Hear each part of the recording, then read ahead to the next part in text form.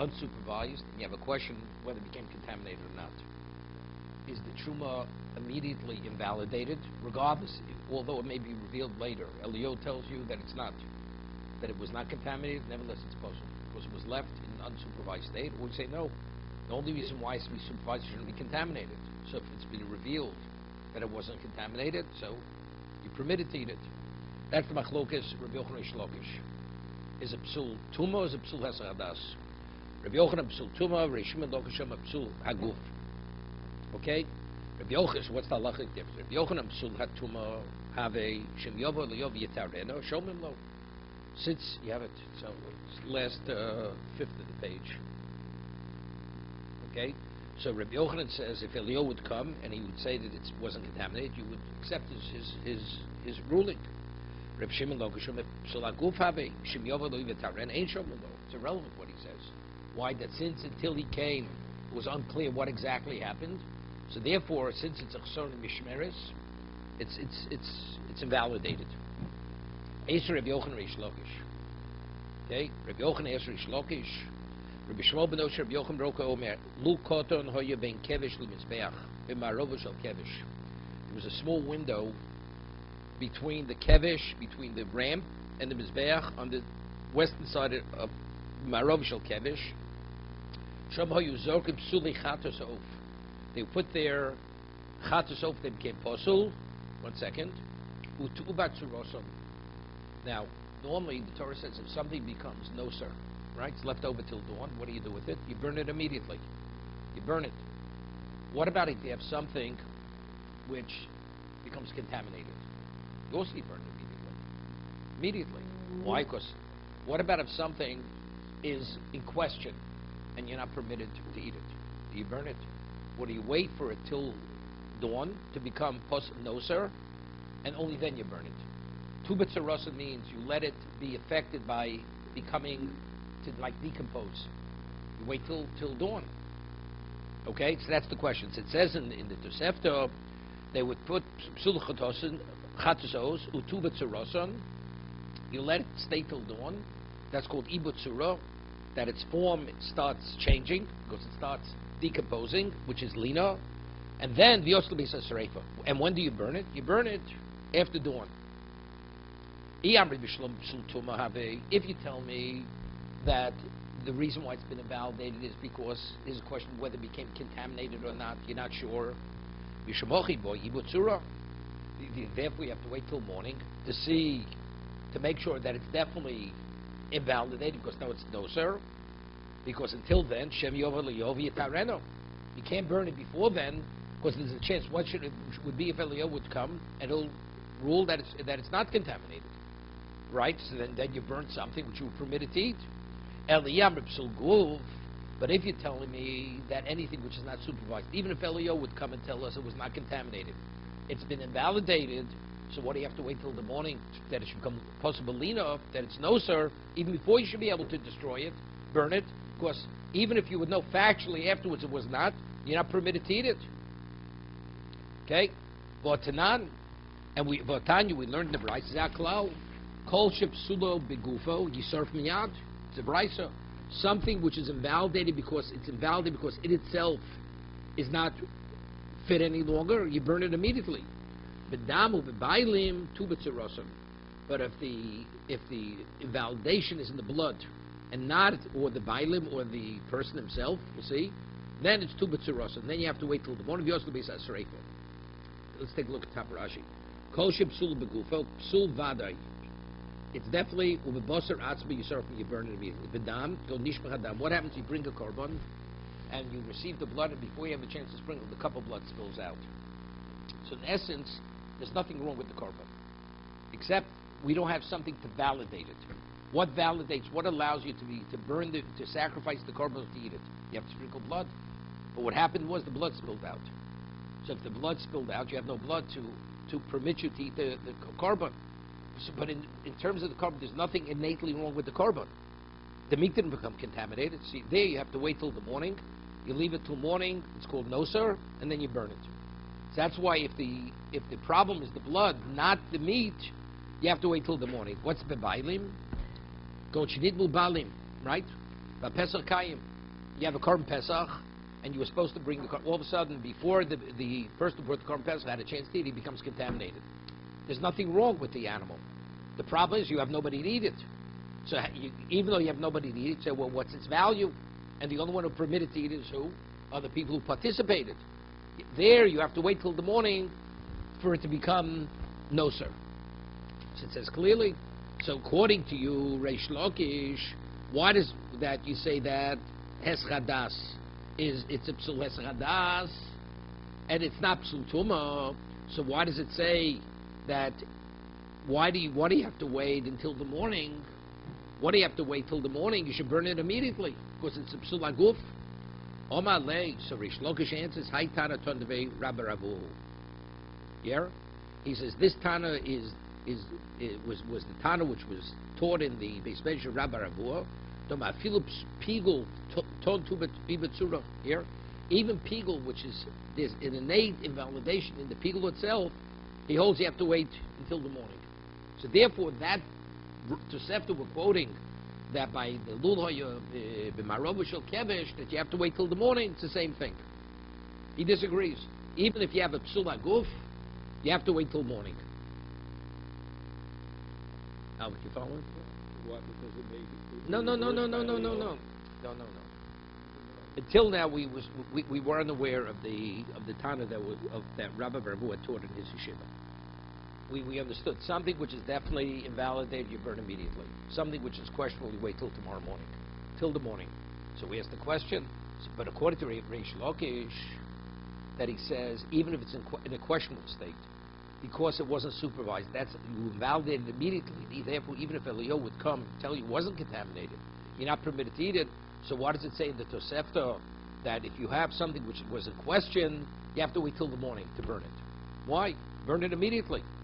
If you hold like Rabbi Yochanan, because Eliyahu may come and tell you before, it's understandable. That's why you have to wait till morning. But according to Reish Lakish, why wait till morning? Burn it immediately. That was the question. you wouldn't listen anyway. Because we're not going to listen because it's been invalidated. That Gemara says that there's a Tana who's of the opinion, even if something is definitely invalidated, something that has to be burnt, you have to wait till the morning. You have to wait till the morning. Doesn't I get reversed? No. Even if you can't reverse it, Pigel can't be reversed. The Kohen had an improper thought when he brought it. It's invalidated permanently. This cannot be overturned. You still have to wait till the morning.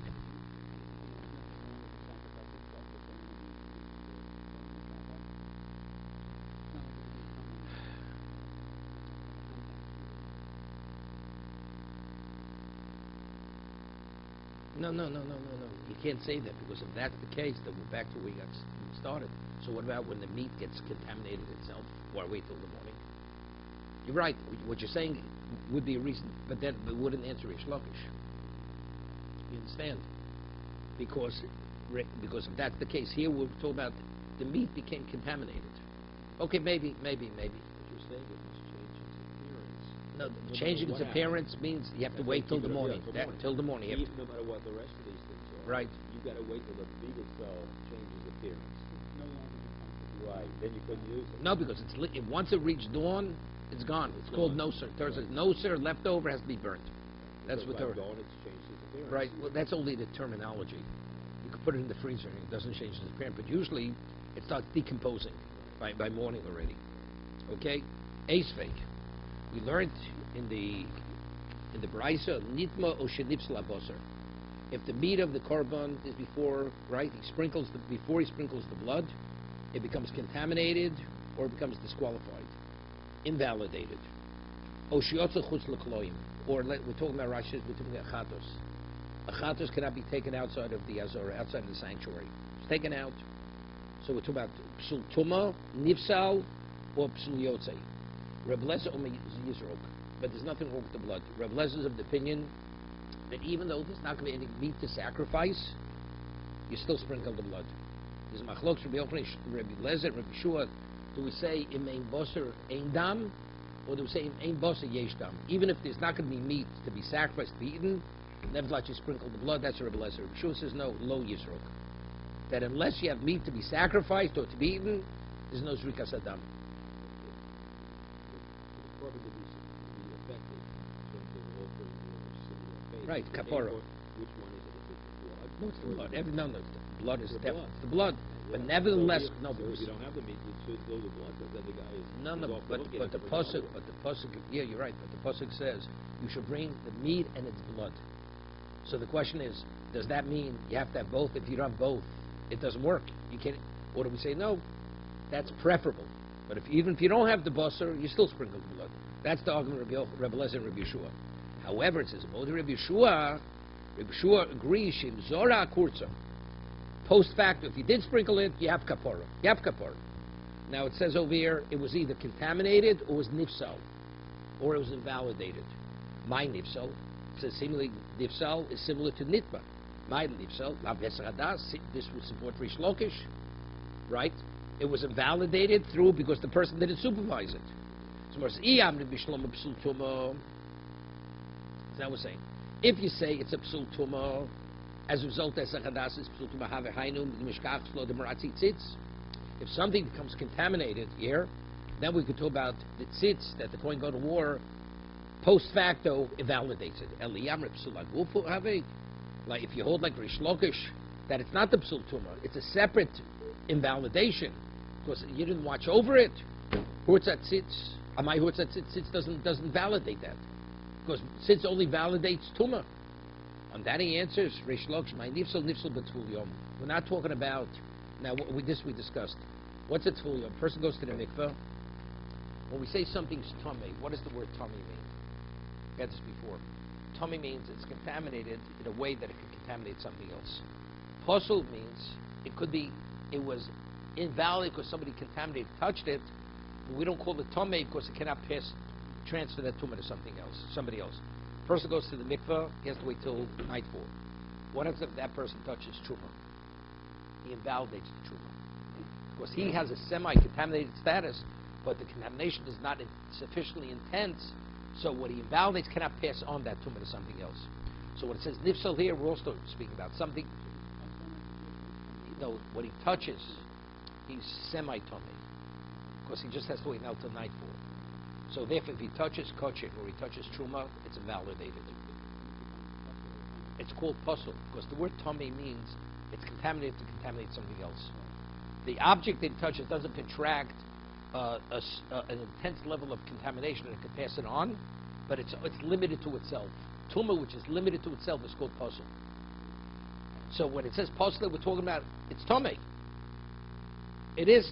So if that's the case, it's could validate something that came in contact with something which contaminated it, right? Because the nature, though he was kochik, the meat, the tful yom touched the meat, so he invalidates it.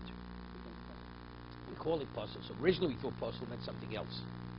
Puzzle meant whatever. So that's what he says. I'll prove to you puzzle means what I'm saying because it's questionable. It may be. Right, it's a psul, that the Hesradas is a psul tumah. It's rooted because it may have become contaminated. That's the reason why the tzitz is muratze. Not like you're saying, Rabbi Yochanan, Rish Lakish, that there's something innate in a problem, overlooking something, not supervising it. So that he says, no, the tumah person was definitely tamei. He went to the mikveh. He didn't wait for nightfall. He touches the meat. That meat, why is it invalidated? Because there's a degree of tumah associated with that person. So it's a psul tumah. It becomes tamei. Somebody asks a question, I do tamei. So what do we have to give me two examples? It says the meat is tamei or nifsal. We just said tamei. And that he answers, trei gavdi tamei. There are two types of tamei. There's tamei which it's contaminated where it can pass it on. And there's a tamei, a nifsal, where it's only limited to itself where it cannot pass it on. Which is puzzle. Mar says, coming to Rabbi Yirmiyah.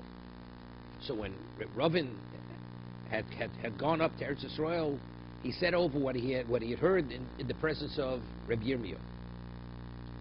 Sholok when he saw the Omar, and he said, "Babyloi tipshoi." He says, "You foolish Babylonians," right? Because Ravin came from Bavel. He says, "Babyloi tipshoi, mishum diyasi barach hashucha abritu shmait d'machashu." Because you live in a darkened country, so the svaris, the concepts that you communicate, are also blackened. They're dark. They're lacking in elucidation.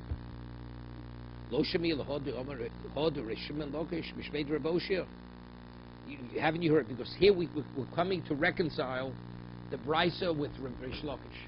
So how did they reconcile the brisa with Reish Lakish? By answering, what does nifsal mean? Nifsal means tul yom, right? That's what they answered. So he says, only because you come from such a darkened place, you're so in the dark, that's why you say such things. He says, aren't you aware? Lo shamir luchu hoder shimon lakish b'shvei Raboshe, where Reish Lakish said, name Raboshe, me'achag chinitmu. Right, you have water libations on sukkahs. Correct? They became contaminated. He shikon, he went, and he did hashoka, meaning he lowered into the mikveh, and the water, which was contaminated, attached itself with the spring or the mikveh. V'akach dishon, Torah. So if the water was drawn for the libations, but before it became consecrated, before they put it in the klisharis, they put it into a klisharis. Before the klisharis, what is it? It doesn't have kedusha zaguf. The water itself is not consecrated with the most advanced level of kedusha. So if they did hashoka before it was hikdisha, before it was put into the klisharis, you could use it. Torah. What about hikdisha l'akach shikon? What about before they did hashoka, they already put it into a ministering vessel. They put it in the klisharis. That means the water already has kedusha zaguf. You got it? Is the ministering vessel. That's a consecrated vessel. I'll give you an example. We learned in Erevin, if you have flour, you consecrate flour to be what is a mincha. It's a meal offering. It becomes contaminated. What's that locha? You redeem it. What happens if you took the flour and you put it into a klisharis, into a ministering vessel, which has kedusha? The flour becomes consecrated. Now it becomes tummy. You can't redeem it any longer. It has to be burnt. Because once it assumes the level of kedusha, it's permanent. It assumes a permanent level of validation because it was already holding there, and then it was validated. Here, this is pre-relevance to the mizbeach. Drew the water, they became contaminated. So since it wasn't yet put in the klishares, you could rectify the problem. Once it's the klishares that it's ready to go, and it has that level of kedusha, it becomes contaminated, it's gone. You cannot use that water any longer. No, it didn't touch. The kli wasn't contaminated. We're talking about the water. The water already received the consecration of the kli. Let's say he took it out of the kli. Let's see inside. V'akach hishikon temein. The tummy. Even though he did hashoka, he attached it. It doesn't help any longer. Attaching it to the mikveh or the spring doesn't help any longer. That's what we're saying. He first has to purify the water by attaching it to the mikveh, then he puts it in the kli. But if you first put it in the kli and then he did hashoka, it doesn't work. No, tameim, right? Let's stop for a moment. No, there's a Mishnah. We had a Mishnah in Be'er. But if you have water in a cup, the cup is tamei and the water is tamei. Here, it says on Yom Tov, you can take the cup, lower it into the mikveh, and now the water of the mikveh goes over the lip of the cup. So the water in the cup and the mikveh, they attach to one another. The water now becomes pure immediately. Because now it's considered mikveh water or spring water. Same over here, same thing here. What? The cup also, over there also, you were told in the kli also. The kli also was told. So over here we're speaking about, if the water was first contaminated, the water that you can use for the libations, water libations, and you did hashoka, and then hikdisha, and you put them in the kli shareis, Torah, they're considered purified, you could sprinkle that water. You can pour that water. But if you first hikdisha, and you put it in ba'akach, hishikon, tameyim. Okay? There you go. Rashi says explicitly.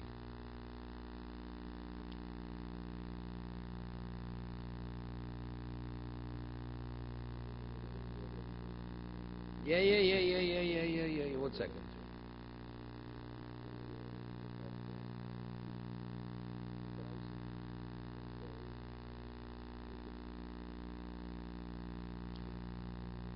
Rashi says the Hishika, the Hikdishin is either he verbally consecrated or he put it in the Klisharis. Like I said, Senado Gemara asks a question. Michdi Zriya Ninu. Mali Hishika Vaka Hikdisha, Mali Hikdisha Vaka Hishika. What's the concept? What's the concept of water that's contaminated? How does it become pure? By attaching to mikvah. So what difference makes what precedes what? Why is it tomei? It's tomei because it's tomei. So now if you attach it to the water and the water sin is part of the mikvah, which is called zriya, it's like you plant something in the ground, so it shouldn't contain, so it makes no difference what preceded what. Alma, so what do we see? Ein zriya lahegdish. You see that what? That for hegdish, planting, attaching something doesn't take off its contaminated status. We have like ochanami in zriya l'truma. So if you have truma tameo, and truma that became contaminated, and then you plant it in the ground, although it took root, makes no difference, right? It's real truma. No, that's something else. That's something else. That's because it becomes a different entity.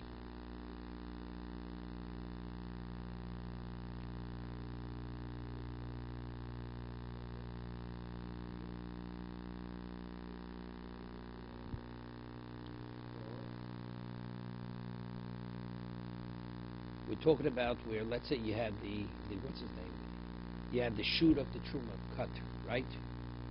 No, once it decomposes, you have a different entity. That's something else. That's not comparable to this, right? We spoke about zaro kolo, where the seed decomposes and something else comes out. No, in real truma means you plant it in the ground. You plant it in the ground, right? The truma that's tummy, even though it takes root, it's still tummy. Unless it totally decomposes. It's a new entity grows out. Yosef Rav Dimi Komodolo Shmaitzer. So Rav Dimi said over this, Omalei Abaye, Higdishon Bikli Komar. That it says before that he consecrated it, he put it in a ministering vessel. Right? Klisharis. Avapel Obed Rabbon Mailo. That's his question. It says that it says Higdishon is it Bikli Komar, but if he did verbal consecration, Chazal didn't give it that special status. So Dilma bepen nami of Rabbanim Maila. So he's learned this all rabbinical. That the Chachamim say that if once it's consecrated, there's no going back, right? You cannot rectify it. It's a din Rabbanim. So they say that it's only if it went into a klishares, but it was verbal consecration, not. Or we don't differentiate whether it's in the klishares or verbal. Omalei. So this is the question. Abai Yisrael Rav Dimi. Omalei lo shamati. He says, I'm not sure. That particular thing here, because Yossi Bushamati. But I heard something else, and from that, maybe we'll be able to understand it. Domer Rebavoam Rabbi Yochanan, Anovim Shenitmu. Grapes that became contaminated. Dorchon, and he pressed the grapes. You have wine. Vachach Egdishon. And then he consecrated the wine. The wine that was pressed out of those grapes. Egdishon Achach Dorchon, Tmein. Right? Tomei grapes. Now we're going to say what that says. If he first consecrated the grapes, if he did first pressed it, then consecrated the grape juice, you could use the grape juice, the wine. That means the wine that you're consecrating is wine that's Torah. Regardless. No, it's like we discussed before. We hold that the juice is a separate entity. So if the juice is a separate entity, even though the grape is tomei, the juice that comes out is Torah. The juice that comes out is Torah. No, even if the grape is tomei.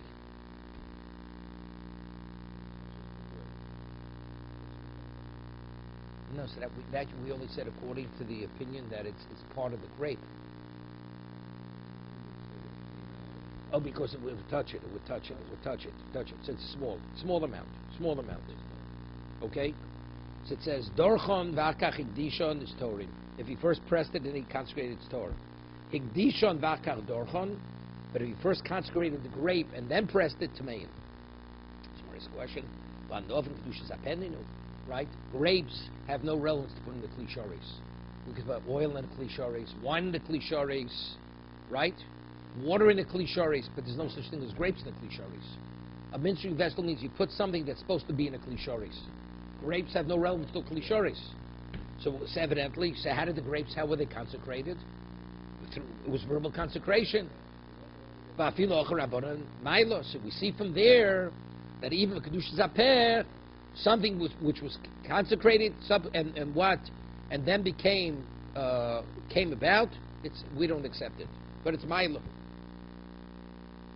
Omer Rav Yosef Anovim Klamrit. What's the proof of Anovim? Hoch Anovim Shel Trumas Kinon. The Kedushas Peh Dituk Kedushas Klishoris. Hear this? We're not talking about ordinary. We're talking about Anovim of Truma. That the tithing itself is like putting in the Klishoris. Avalhani, the boy Kli. But that's what I'm saying, right? But something that has relevance to Kli, the wine, because you can't, right? Kochim, Avalhani, the boy Kli, Bepelo Ovadrabon Amayla.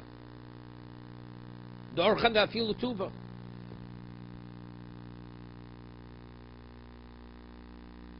No, said yes. Someone says, Dorchan Vafilu Tuva.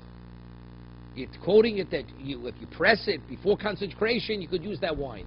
This is what we mentioned before. We said before it has to be less than a beya, right? Someone says, Dorcha, I feel too. As much as you want to press, the wine is always tar. Right?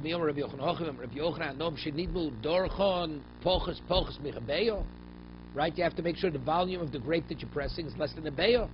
So how can you just say, without the differentiating, as much as you want? What we're saying now, we're speaking where you pressed less than a beya. Rabbi Yochanan, that we're said over Rabbi Vo named Rabbi Yochanan, that if it wasn't first consecrated and you pressed it, the wine is torn. But when? Where the grapes were less than a beya. Less than a beya. Ibos Emo, Hosam the Nogel Lu Berishon, the case where you said before Rabbi Yochanan it has to be less than a beya, the grapes touched the Rishon, the Nogelu, Hosam the Nogelu Berishon. The grapes touched the Rishon, so it became a Sheni. Hocha the Nog B'Sheni, Davulu Shlishi.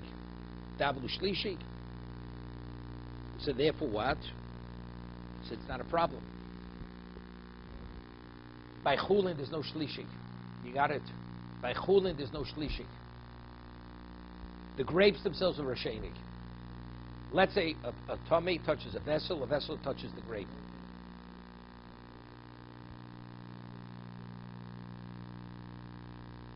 No, but it makes sense. No. Here we're talking about you have chulin grapes. So it says before you consecrate it, even though the grapes are tomei, the wine is tor. The grape will be metame the wine. The answer is no. We're talking about the grapes are a sheni. So therefore, the shlishi. Yeah, I'll tell you what the dochik is. No, I'll tell you. But I'll tell you what the difficulty is. 1 second, Rega.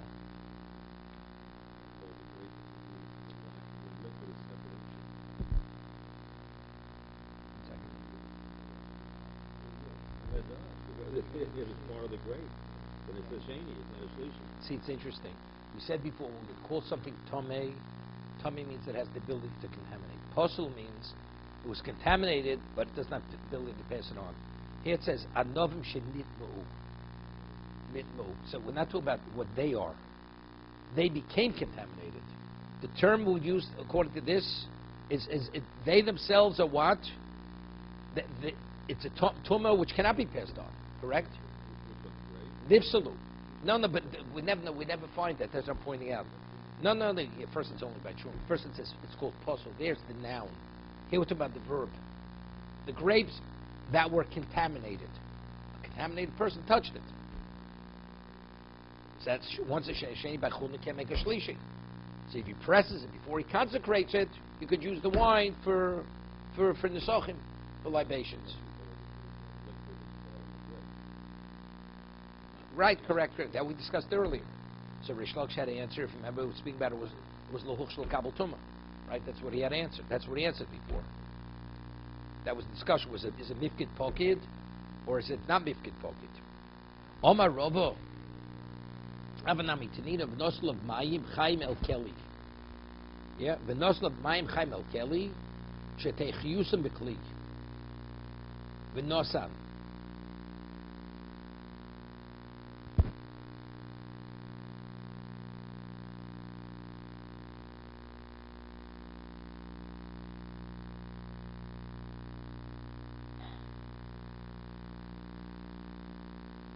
There you go. Over here we're talking about by the water was going to be used for what? Me'achag, it was contaminated. And then it says you can do ashoka. As long as it wasn't consecrated yet, we said before you can use ashoka, correct? But once it's consecrated, you can't do ashoka any longer.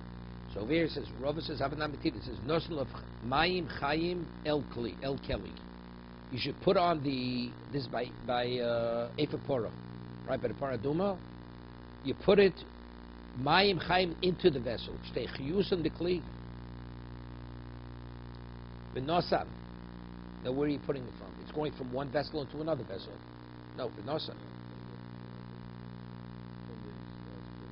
One second.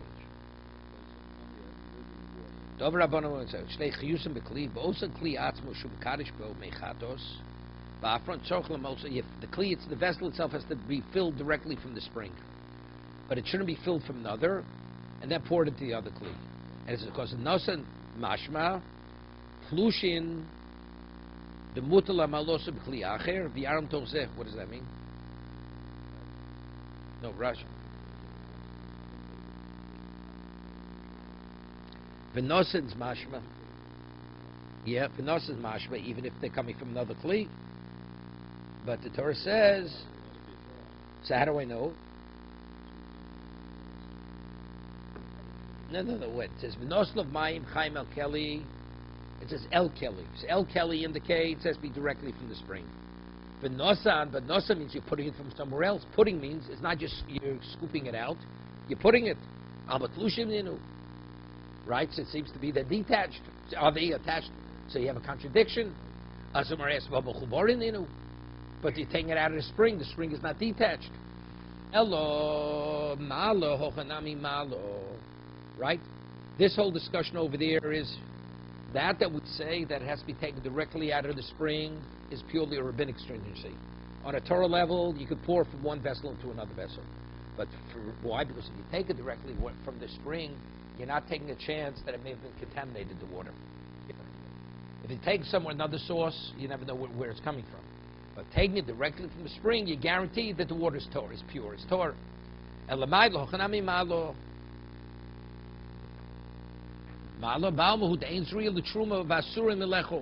That even though you planted the truma, you're not permitted to eat some malo.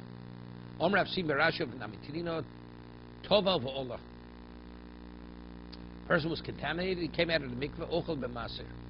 He could eat meiser immediately. Right? Immediately. What?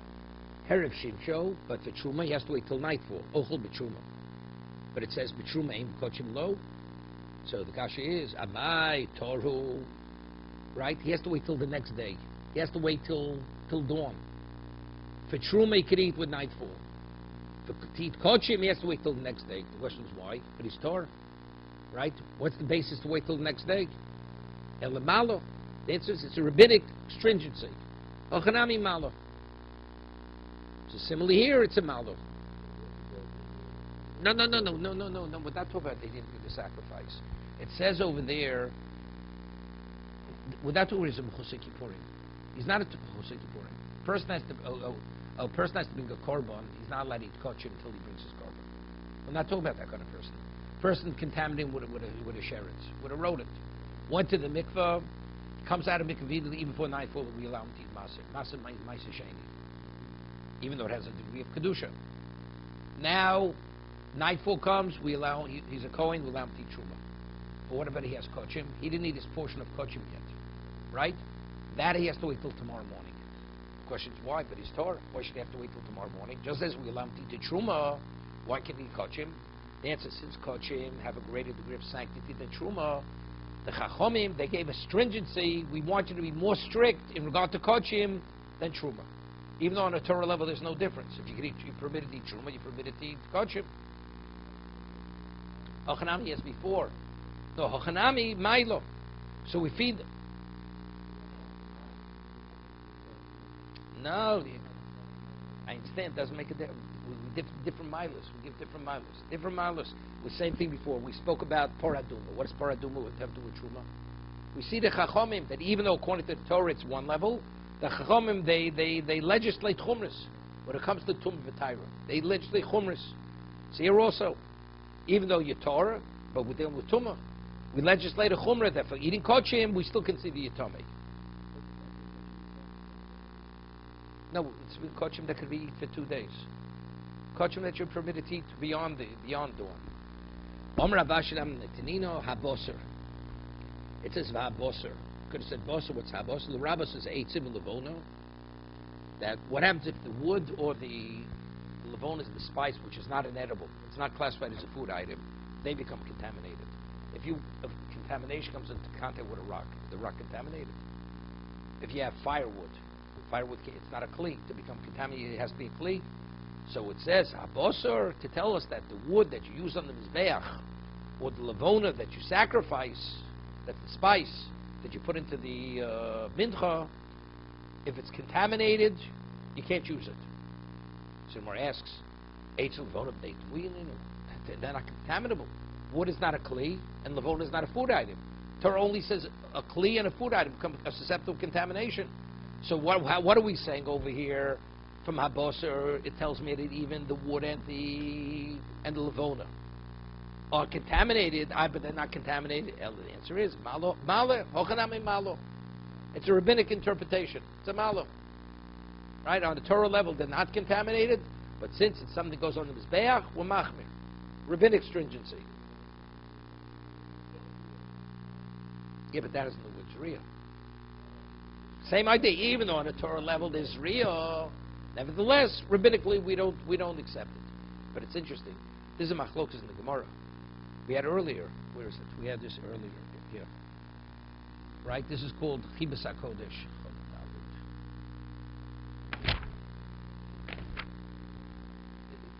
It's clear that it's a doraisa.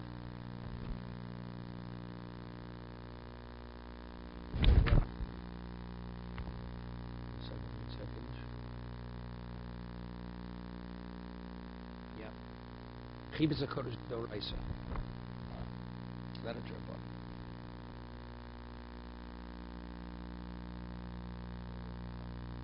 on. No, this Gemara, it's a machlok sasugius. But it's drabona doraisa. Is it nasmachta or is it a real limud?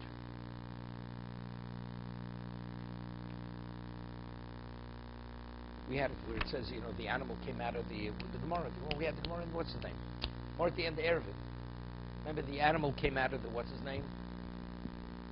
Out of the river, and then you slaughtered it. So the question is, how did the meat become tamei? So we said there was some water still on the meat, on the hide. Remember, we spoke over there. So there also spoke about the eitzim levona, that the wood and the spices are separate from tum. Okay, further. Now, what species of grain could you be yotze matzah? Right?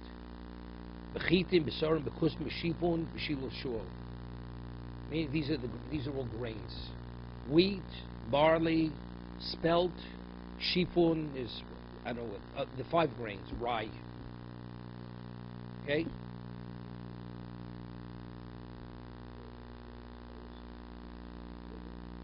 Oats. Okay, so those are the five grains. V'yotzim b'tamai. You could also be yotzim b'tamai. Tamai is what? Where you purchase the grain from an amoretz. It's rabbinical. Over ma'aser rishon, not the trumasa. Ma'aser rishon that they took the truma, which is understood. Why not? We'll see in a moment. If the Levi didn't give trumas ma'aser, you can't be yotzim, right? You can't be yotzim with it. Hear what we're talking about. It says in the Mishnah you can be yotzim with the mai, even though the mai only a poor man's permitted to eat it, or a person is traveling, but you could be yotzim. Ma'aser Rishon not the Trumasa. Ma'aser Rishon, yeah, not Trumasa. Trumas Ma'aser L'Kohen. No, Ma'aser Rishon not Trumasa, no, because the Trumasa, what's the Chiddush? It's Poshet, right? There's no Chiddush in this, right? It's Poshet. Well, Ma'aser Sheni, the Hegdish Niftu. Ma'aser Sheni and Hegdish that were redeemed. Va'akona b'chalo b'truma. They could be yotzu b'chalo and truma because they're permitted to eat it. Chalo. What do you give chalo? You give chalo to the Kohen. Chalo which wasn't contaminated. So he's able to eat it, right? So you take the chalo. Chalo doesn't mean leavened. You tie the matzah dough. The matzah dough. And he bakes a matzah out of that, correct? He could be yotzu truma. Avalo b'tevel. You cannot be yotzu matzah if it's tevel, lo b'matzah rishon shelo nitro trumasa, because it's what? Because the Kohen's portion is there. It's tevel. Lo b'matzah sheni v'hegdish shelo nitro, because you're not permitted to eat it, right? If it wasn't redeemed. Chalas hatoda rikike nazir. What about chalas toda of the korban rikike nazir? Osin la'atzmon. He made it for himself for his korban in yotzeben. Osin limkor, but if they were made to sell, b'shuk yotzeben. Okay. Gemara's going to explain. No, because the question is it consecrated or is it not consecrated? Now, if a person normally, let's say a toda has 40 chalos, right? Now, until you slaughter the animal, a toda also has an animal, you bring a sheep with it. Until you slaughter the animal, the kedusha on the bread is only kedusha's domi. Let's say they become contaminated, right? Or I should say, those breads are not locked into the korban. Those breads can be used for any korban. The moment you slaughter it, firstly, it's elevated to kedusha saguf. It has the kedusha of the korban, and also it's attached to that korban. Let's say the blood would spill out. You slaughter the animal, and the blood spills out. You have to destroy the animal because there's no blood to sprinkle. Those 40 loaves have to be destroyed.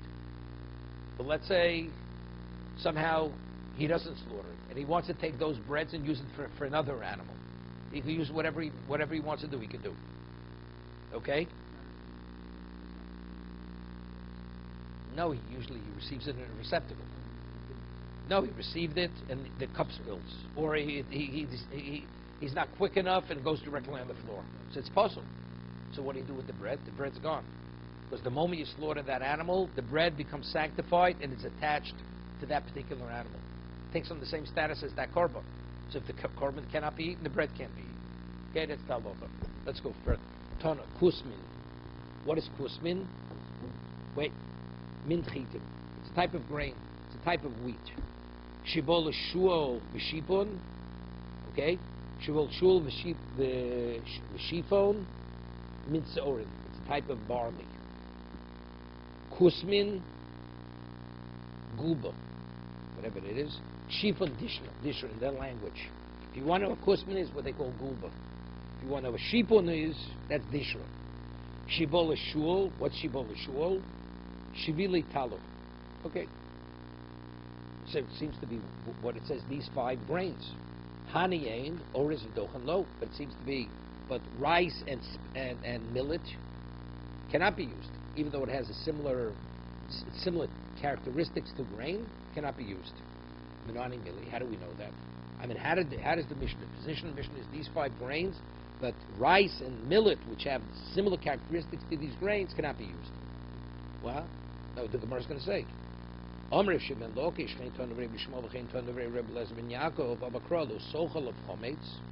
you should not eat chometz. Shivas yomim tochal olav matzos. So the Torah is juxtapositioning opposing the eating of matzah to chometz, right? Something which becomes chometz, if it's leavened, that's what you could be yotze matzah with. Okay? So rice and millet, which cannot become chometz, there's no provision of chometz on them. So therefore, you cannot be yotze matzah. It has to be a species that could become chometz. If you leave it unwatched, unattended, it's called ipush. Elo lidei sirchon.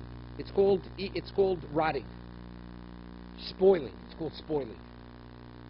That's this look Rabbi Yochanan Menuri, but our Mishnah is not going to Rabbi Yochanan Menuri. The Omar Oris Min Doganu. Rabbi Yochanan Menuri says no. Rice is a type of grain like the others. The Chevel Chimutzi Kores, and therefore, if let's say rice, you leave it beyond 18 minutes, and it starts fermenting. That's chametz like the grains of chametz. That's Rabbi Yochanan Menuri. The Tanya Rabbi Yochanan Menuri Oser Ba'ores V'Dochan. Why? Neshakor Lahachmitz. Hear this? He says you shouldn't do it because, like this halacha that let's say you use warm water. You're not permitted to make matzah with warm water. Why? Because warm water expedites the leavening process, so you can't control it. You don't know. Use room temperature water, tepid water. It's 18 minutes you have. It's warm water because heat is a catalyst for leavening. You can't. So he says, Rabbi says, factually, it's a species you could be yotzi matzah, but he says you should not use it because you can't gauge exactly when the leavening process takes place. So you can end up eating chametz, according to Rabbi Yochanan Menuri. He says, therefore, it should not be used. You shouldn't use rice or millet as the grain that you make matzah from. You follow? Okay? I know, korov. He says, right, korov. Wait, so that's iboilu. Should korov lachmitz, the korov machmitz, it happens quicker? Is that what it means? Oh, deal with korov lachmitz. Right? Korov lachmitz, have, chometz koma lo have. So the will be chometz nukshe. There you go. Alma bol lechim today yotzem chometz koma lo have. Daf Yomi they know nishkores and mochlim shogei maybe korban. It's called, it's difficult. No, it's called chometz nukshe. Later we're going to have, if you eat egg matzah on Pesach, Sfarim eat egg matzah on Pesach. Ashkenazim don't. So, but what's the reason? Tomorrow we're going to have tomorrow later in this paragraph. It says may peiros egg machmitza. If you use fruit juices or egg whites or whatever it is, even though it's liquid and it's coming in contact with the flour, it doesn't. Even though it rises, it's not called chametz. That's one interpretation, and that's the way the Rambam rules. Even if it rises and it has texture of bread, you can eat it. We say ein machmitza means what is quality chametz? Quality chametz is water and flour. Any other liquid other than that, it's not first class chametz. It's not called fully edible. Therefore, it's called chametz nukshe. If you eat chametz that's not fully edible, it's a lav. It's not a koris. It doesn't carry the liability of koris. So he's saying something similar here. Because rice, its fermentation process, it's not the regular fermentation process. It's chametz. It's called chametz, but it's not the quality chametz. So therefore, if you eat it, there will not be a liability of koris. Here, therefore, you will not bring a korban. If a person inadvertently eats something which has liability of koris, you have to bring a chatos. If you eat rice which became leavened, you will not bring a korban chatos. Of course, it's a lav, but doesn't have liability of koris. No kidneys. Kidneys is totally permitted on the Torah level. Here we're talking on the Torah level. Yeah. No, we hold rice because we don't rule like him. We rule rice is kidneys. So if you have the minute, you don't eat kidneys, you don't eat rice. And the minute you do eat it, you do eat rice. Right? We don't rule like Rabbi Yochanan Menuri. This is Rabbi Yochanan Menuri. Rice that became leavened.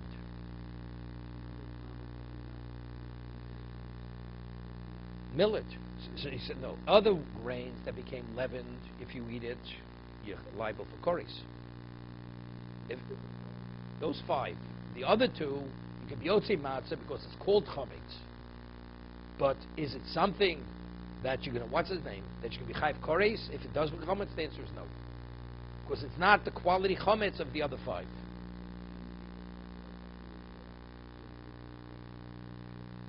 What's it? Quinoa. No, it's not either. It's not regarding this. No, first it's irrelevant. We rule like the Chachomim. It's only the 5 grains. Anything else is classified as kidneys. This whole question of quinoa is kidneys. That was the question. Was kidneys, right? Would that be similar to rice? That was the question.